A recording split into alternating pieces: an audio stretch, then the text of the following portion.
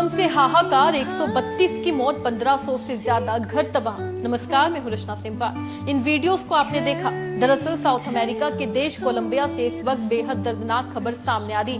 धरती ऐसी कांपी कि कुछ ही मिनट्स में कई इमारतें भरभरा कर गिर गई। लोग अपनी जान बचाने के लिए घरों और बिल्डिंग से बाहर भागते नजर आए और देखते ही देखते कई इलाकों में तबाही का मंजर दिखाई देने लगा। रिपोर्ट के मुताबिक 7.4 तीव्रता के भूकंप के बाद अब तक 132 लोगों की मौत और करीब 570 लोगों के घायल होने की खबर है। 86 बिल्डिंग्स के गिरने और 1500 से ज्यादा घर को डैमेज पहुंचने की जानकारी सामने आई। आज हम बात करेंगे कि कोलंबिया में आखिर इतना बड़ा भूकंप क्यों आया, सबसे ज्यादा नुकसान कहां हुआ, कितनी बिल्डिंग्स और घर प्रभावित हुए, रेस्क्यू ऑपरेशन में क्या क्या किया जा रहा है और कोलंबिया में बार बार अर्थक्वेक क्यों आते हैं। ये सब जानने के लिए खबर को आखिर तक देखिएगा और हमारे चैनल को लाइक और फॉलो करना मत भूलिएगा।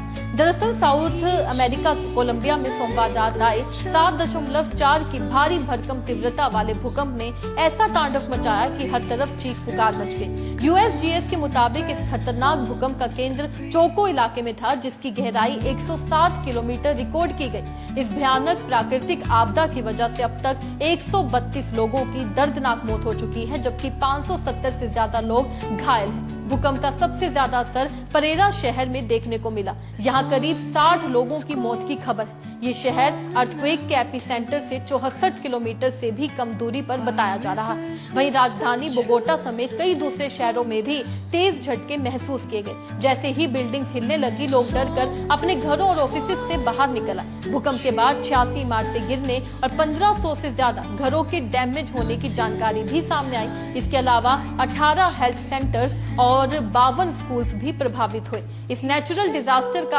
असर ट्रांसपोर्ट सिस्टम पर भी पड़ा। जानकारी के मुताबिक 7 एयरपोर्ट्स पर ऑपरेशंस रोक दिए गए। वहीं 5 शहरों में रेड अलर्ट जारी कर दिया गया। सरकार ने इमरजेंसी कमेटी की मीटिंग बुलाकर पूरी सिचुएशन की मॉनिटरिंग शुरू कर दी। फिलहाल सबसे ज्यादा फोकस इंजर्ड लोगों को मेडिकल हेल्प देने और डैमेज्ड एरियाज में रेस्क्यू ऑपरेशन चलाने पर है। बोगोटा प्रशासन ने प्रभावित लोगों की मदद के लिए 6 कलेक्शन सेंटर्स बनाए हैं। यहाँ पानी, ब्लैंकेट्स, पैकेट फूड, हाइजीन सामान और फर्स्ट एड किट्स जमा किए जा रहे हैं। इसके अलावा प्रभावित एरियाज में करीब 100 रेस्क्यू वर्कर्स भेजने की तैयारी की जा रही है। रेस्क्यू टीम्स डैमेज बिल्डिंग्स को चेक कर रही हैं ताकि अगर कोई व्यक्ति अंदर फंसा हो तो उसे सेफली बाहर निकाला जा सके। अब सवाल ये है कि आखिर कोलंबिया में बार बार अर्थक्वेक आते क्यों? इसकी सबसे बड़ी वजह है इसकी ज्योग्राफिकल लोकेशन। कोलंबिया ऐसे सेस्मिक जोन में है जहां कई टेक्टोनिक प्लेट लगातार मूव करती रहती हैं। जब ये प्लेट्स आपस में टकराती हैं या एक प्लेट दूसरे के नीचे आती है तो जमीन के अंदर प्रेशर बिल्ड होता है और जब ये प्रेशर अचानक रिलीज होता है तो पावरफुल अर्थक्वेक आता है। यही वजह है कि कोलंबिया और आसपास के रीजन में अक्सर सेस्मिक एक्टिविटी देखने को मिलती है। फिलहाल सबसे बड़ी चिंता है रेस्क्यू और रिलीफ ऑपरेशन की, क्योंकि कई बिल्डिंग्स डैमेज हुई हैं और हजारों घर प्रभावित हुए। साथ ही अथॉरिटीज को डैमेज स्ट्रक्चर्स और संभावित आफ्टर शॉक्स को लेकर भी अलर्ट रहना होगा। भूकंप ने एक बार फिर दिखा दिया कि डिजास्टर प्रोन एरियाज में इमरजेंसी पहले से प्रिपेयर करना और मजबूत इंफ्रास्ट्रक्चर कितना जरूरी है। तो कोलंबिया में आए इस 7.4 मैग्नीट्यूड अर्थक्वेक ने भारी तबाही मचा दी।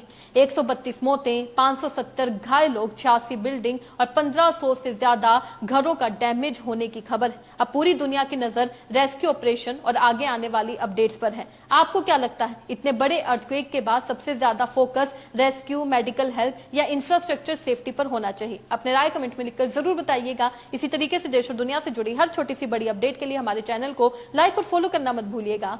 धन्यवाद।